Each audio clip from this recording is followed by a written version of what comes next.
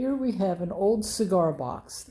I used markers on the top, and then I did designs on all four sides.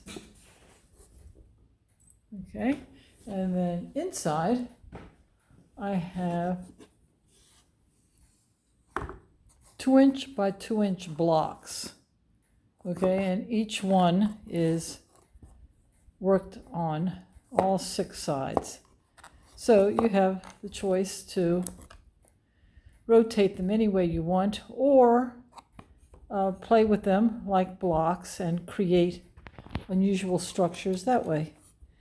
This was time intensive. This is not really an easy art project. This took a lot of time, but the elements are simple. Just put the markers, a graphic, a painting, so to speak, miniature, on each side. And there you go.